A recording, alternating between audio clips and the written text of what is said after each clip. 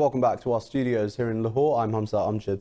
Now, the United States Secretary of State Mike Pompeo says that the US is ready to restart peace talks with the Taliban if they honor their promises. Now, earlier, US President Donald Trump called off the negotiations after an attack in Afghanistan killed an American soldier. Indus News has this report.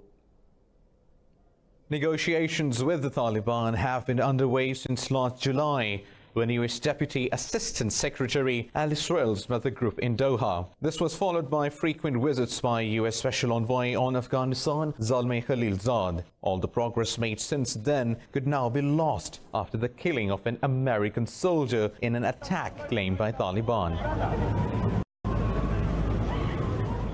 In a tweet, Trump said the Taliban don't have the power to negotiate a meaningful peace deal if they cannot agree to a ceasefire. In an interview, the U.S. Secretary of State Mike Pompeo said the U.S. will not reduce military support for Afghan troops to keep pressure on the Taliban. We're not going to withdraw our forces without making sure we achieve President Trump's twin objectives.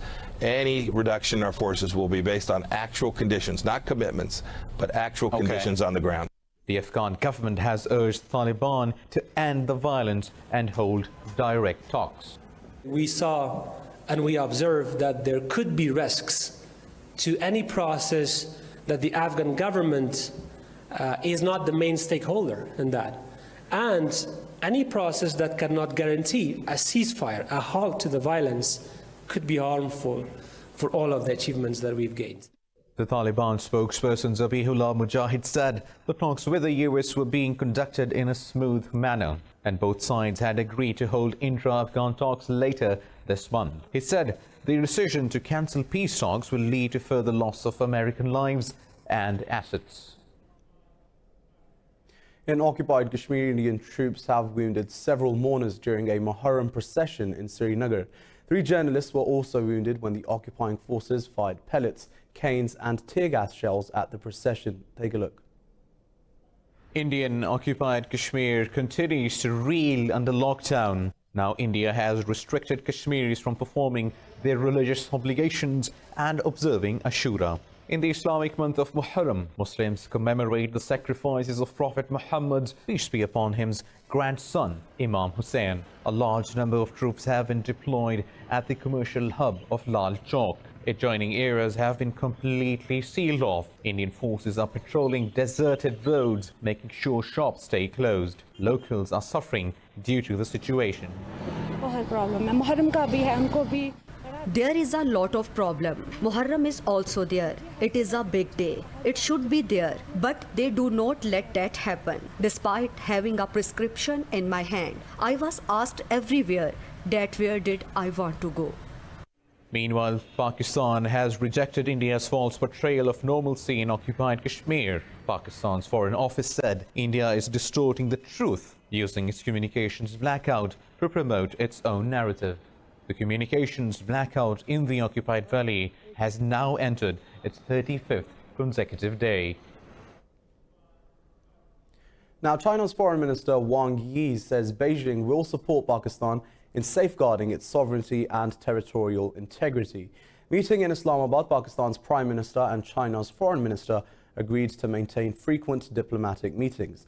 Now, speaking about Kashmir, Wang said the issue must be resolved on the basis of the UN Charter and bilateral agreements. Pakistan's Foreign Ministry says the two sides have committed to close cooperation to deepen strategic coordination. Both countries have agreed that a peaceful, stable and prosperous South Asia is in the common interest of all parties.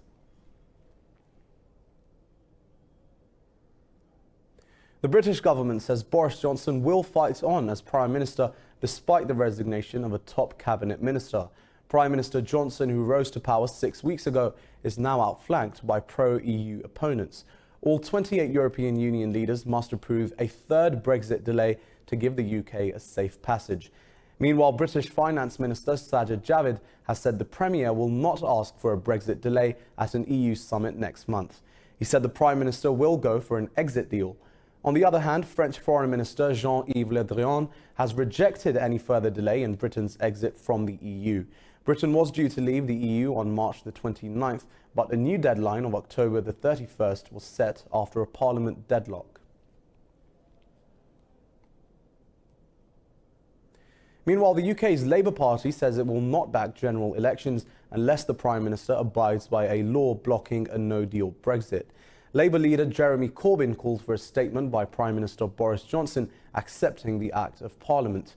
The British Parliament approved a law compelling the Prime Minister to delay Brexit further. Corbyn said lawmakers are preparing legal action in case Johnson tries to defy legislation. They are preparing for chaos. The better thing they could do is actually make sure he abides by the decision of Parliament, which has passed a new act, in order to prevent a crashing out on the 31st of October and extend for 3 months in order that there can be sensible negotiations with the EU. Any sensible Prime Minister would do that. Israeli warplanes have carried out airstrikes in Gaza. There are no reports of casualties yet, although Palestinian media reports that the Nusayrat refugee camp, the Bureij refugee camp and the town of Beit Lahia, south of Gaza, were hit. Israel claims the locations belong to the Hamas movement's armed wing. The Israeli army spokesman said the airstrike was a response to an earlier attack by a homemade drone in southern Israel. He said severe damage was caused to the two facilities targeted by air-to-ground missiles. The United States and Turkey have begun joint patrols in northeastern Syria. The Safe Zone patrols are a bid to ease tensions between Ankara and US-backed Kurdish forces. Witnesses say 6 Turkish armored vehicles crossed the border near Tel Abyad to join US troops in Syria for their first joint patrol. They said 2 helicopters flew over the area as the vehicles drove into Syria. Meanwhile, the Syrian Foreign Ministry condemned the joint patrol, saying it is a violation of the country's sovereignty. The agreement reached on August the 7th aims to establish a safe zone between the Turkish border and Syrian territory east of the Euphrates River. President Recep Tayyip Erdogan had threatened to launch an operation against the YPG in Syria if this was delayed further. Washington and Ankara recently established a joint center of operations as part of the agreement. Saudi Arabia and the UAE have called upon the Yemeni government and separatists to halt all military actions in the country's southern region. In a joint statement, the two countries appealed to the two parties to engage in talks to end the crisis. Riyadh and Abu Dhabi said they will continue to support President Abdurrabbu Mansour Hadi's government against the Houthi rebels. It said the two governments are trying to persuade both parties to implement a ceasefire in the temporary capital of Aden. Latest clashes between the government forces and southern separatists erupted last month to take control of the city.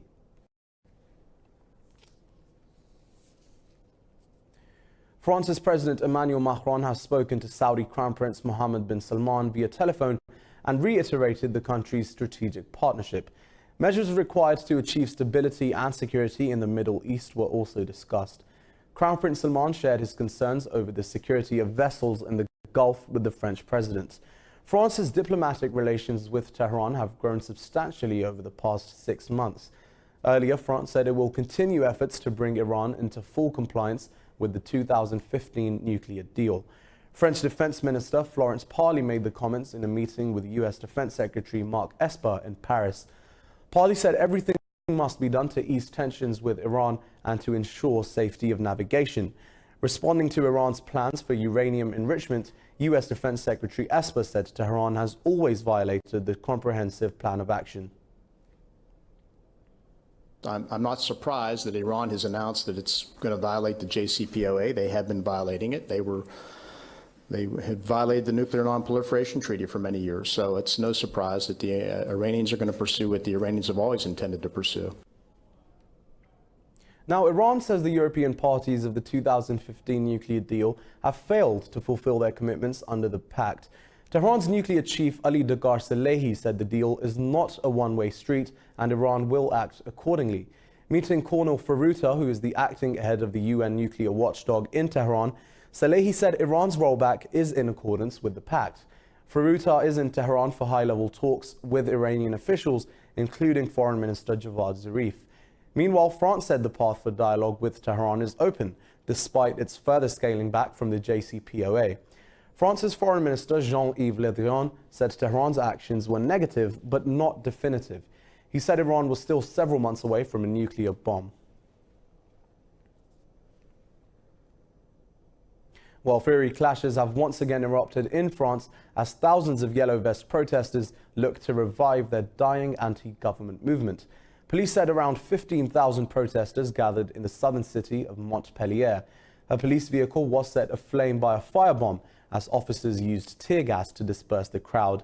9 protesters were arrested after 7 police officers were injured. Officials blamed 500 hardcore black bloc protesters for the violence. Smaller rallies also took place in Paris, Marseille, Rouen, Lille, Strasbourg, Dijon, Bordeaux and Toulouse. The Yellow Vest movement began last November, triggered by anger over a fuel tax increase. And with that, we're going to take a break, but don't go anywhere. More stories to follow.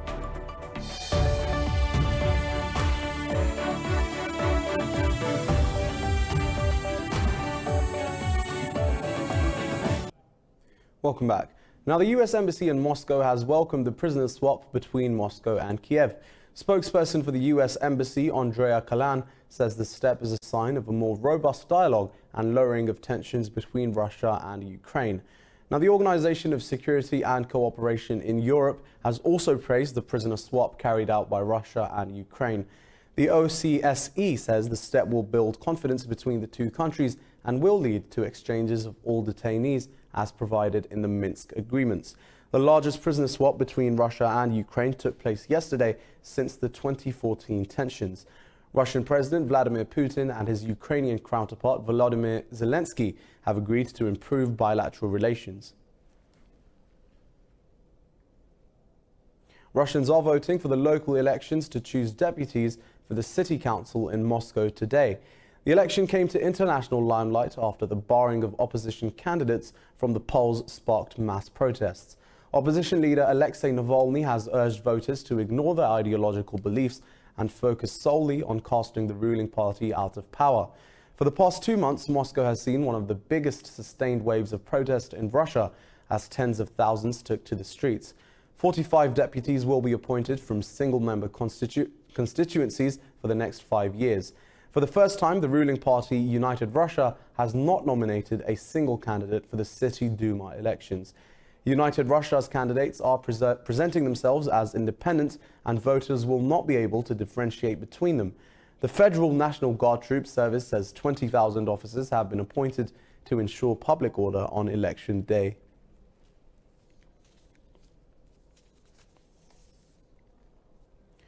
One person has been killed after a 5.9 magnitude earthquake hit China's Sichuan province. State media says 29 others have been injured in the early morning tremor. The government's Earthquake Monitoring Center says the quake's epicenter was in the city of Neijiang. Earlier this week, a 5.2 magnitude earthquake was detected in the South China Sea.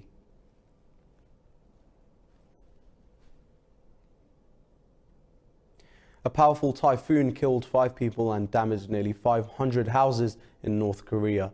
Earlier, Typhoon Lingling killed 3 people and injured 27 in South Korea. The typhoon has flooded 46,000 hectares of farmland. Flights were cancelled and tens of thousands of homes were left without power. North Korean leader Kim Jong-un held an emergency meeting and scolded officials for lack of action as the typhoon approached.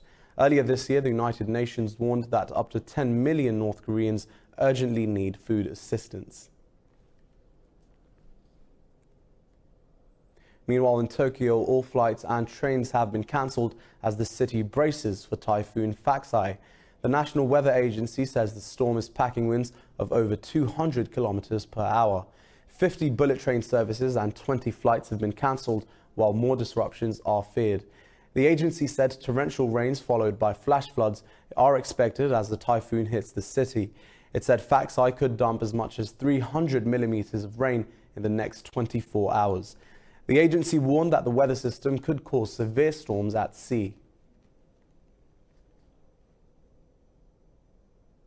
And Hurricane Dorian has slammed into Canada's Atlantic coast with heavy rain and powerful winds. The storm has knocked out power for hundreds of thousands of people in the capital of the Nova Scotia province. Meteorologists said Dorian made a landfall in Halifax port with ferocious 160 km/h winds and torrential rains. Meanwhile, thousands of people were forced to flee after Dorian wreaked havoc in the Bahamas. Hundreds of people are missing, while the death toll has already climbed to 43. Relief groups are sending doctors, nurses and medical supplies to the hardest hit areas. The UN estimates that 70,000 people are in immediate need of life-saving assistance. The National Emergency Agency said the evacuations are only temporary. We don't wish for it to be evacuated completely. Our desire is to get as many people out of the island at this time until we can sanitize the whole area from debris and deceased carcasses of animals and other persons that may be in the community. Well, on a lighter note, a film directed by a 28-year-old Pakistani has won the Best Short Film Award at the 76th Venice Festival. Saim Sadiq's Darling is the first Pakistani short film to be screened at the 87-year-old festival. Set in the Pakistani city of Lahore, where we are currently, Darling tells the story of an adolescent boy and a trans girl. This is the first Pakistani film to make the cut for one of the 3 major film festivals, Venice, Cannes and Berlin. Last year, another short film by Sadiq, Nice Talking to You, won the Best Director award at the Columbia University Film Festival. And the 76th annual Venice Film Festival has wrapped up with some big and unexpected wins. The dark drama Joker has won the coveted Golden Lion Award, pitting it for Oscar recognition. This report has more. Inspired by Paul Lenny's 1928 silent tragic comedy, The Man Who Laughs, The Joker, has become one of the darkest supervillains in Hollywood. Joker by Todd Phillips. It was rumored that playing the psycho-sadistic anarchist got to Heath Ledger and ended up killing him. Joaquin Phoenix, who won rave reviews from critics at the festival, plays Batman's nemesis in the film. The story follows his transformation from a vulnerable loner to a chaos-inhibiting maniac. Director Todd Phillips said he took inspiration from 1970s character study movies using somber lighting and dark music. I mean, this is just all so exciting, the way the movie's been embraced by the Venice Film Festival. This festival has always been known for bold decisions. I think they did that this year with a lot of the movies, and we're just happy that we're one of them.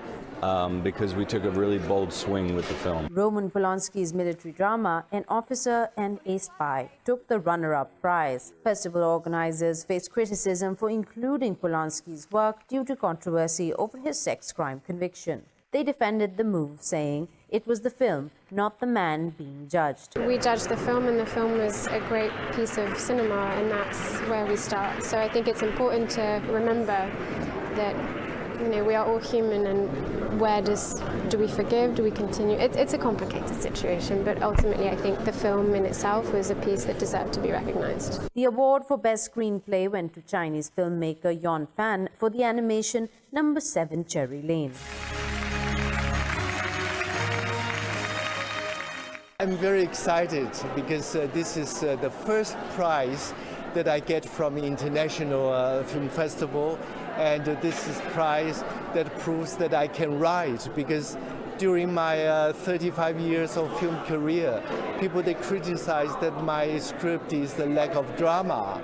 But from Venice Film Festival, what can you say? Italian actor Luca Marinelli won the Best Actor award for Martin Eden. French actress Ariane Ascaride won the Best Actress award for Gloria Mundi. The Silver Lion Award for Best Director went to Sweden's Roy Andersson for About Endlessness. Italian director Franco Maresca won the Special Jury Prize for his satirical documentary film Mafia is No Longer What It Used to.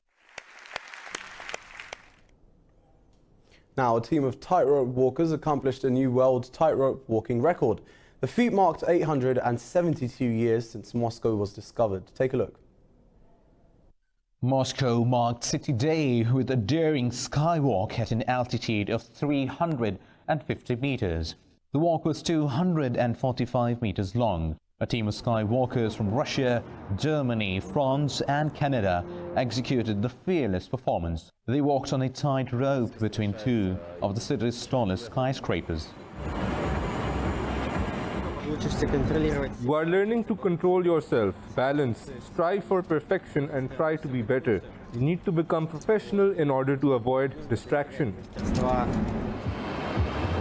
The performance astonished onlookers who watched the Skywalk with bated breath. The opportunity to walk on this rope during the city day is so cool. Moreover, it is also the heart of Russia, Moscow city. It is just awesome. The audacious stunt marked 872 years since the discovery of the Russian metropolis, Moscow. Moscow city is a very notable site of the capital. Spotted it long ago and we have had this idea for 3 years.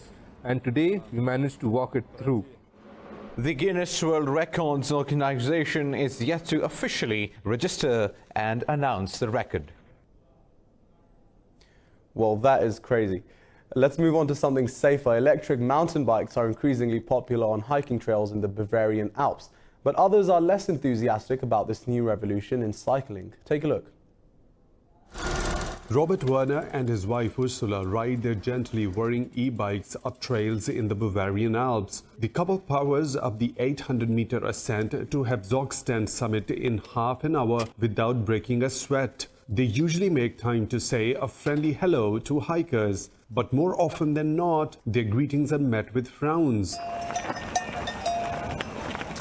The first thing hikers do is look down at my bike to see if there is a motor or not. With an engine, you don't get much respect in the mountains, but for us, it does not go too badly with the hikers.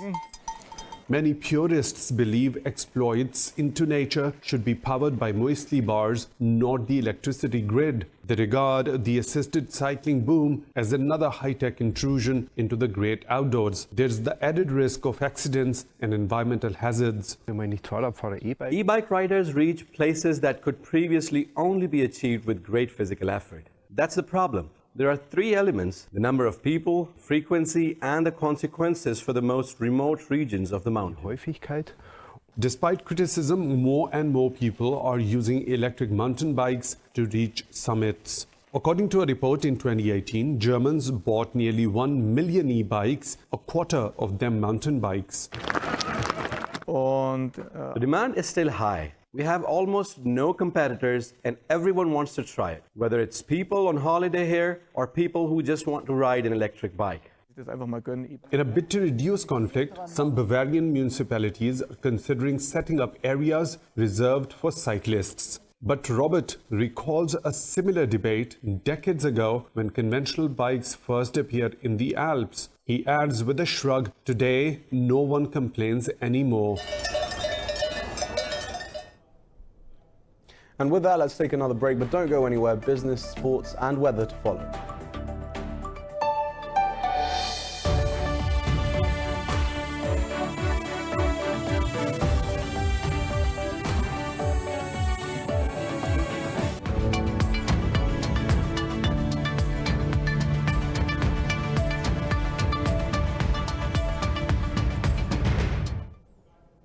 Welcome back, and first up in the world of business, China's imports of US goods has fallen over 22% amid an escalating trade war between the two countries. China's customs agency published data showing Beijing's exports to Washington sank 16% in August. Meanwhile, China's foreign trade has grown in the first 8 months of the year. Statistics show China's foreign trade totaled $2.8 trillion in the corresponding period. Weakening global demand and US-China tariff tiffs have battered traders' confidence on both sides. Europe's biggest tech fair, the IFA 2019, is showcasing a flood of product launches in Berlin. The world's leading trade show for consumer electronics and home appliances will run through September the 11th. The event is considered a guide to what products and services will dominate tech stores worldwide in the coming season. Organizers say artificial intelligence, robotics, and virtual reality are the focus of the innovation platform of the IFA. 5G data transmission is also a huge topic at the show as retailers hope for brisk Christmas sales. The event is hosting more than 1,800 manufacturers and brands at 2 exhibition locations. Brazil and Argentina have signed a 10-year trade agreement in the automotive sector. Under the deal, the two countries will gradually increase the share of exports to 3 times the imports till 2029. The agreement has been signed by Argentina's production minister Dante Sica and Brazil's economy minister Paulo Guedes. Guterres said it will establish a predictable outlook for vehicle and car part companies to attract new investments. Argentina is the main buyer of Brazilian cars and auto parts, but the purchases have been low due to depression in the Argentine economy. The agreement comes ahead of Argentina's elections next month, and it can run into trouble if the Peronist opposition wins.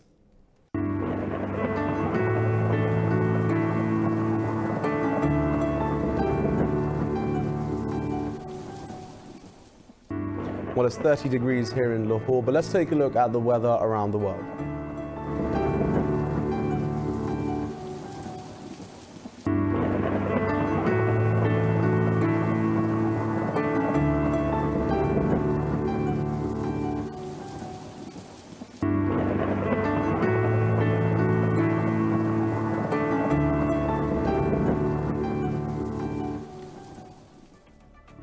And that was all I have from the News Bulletin at the moment. Do stay tuned to Indus News for further updates. And as always, thanks for watching.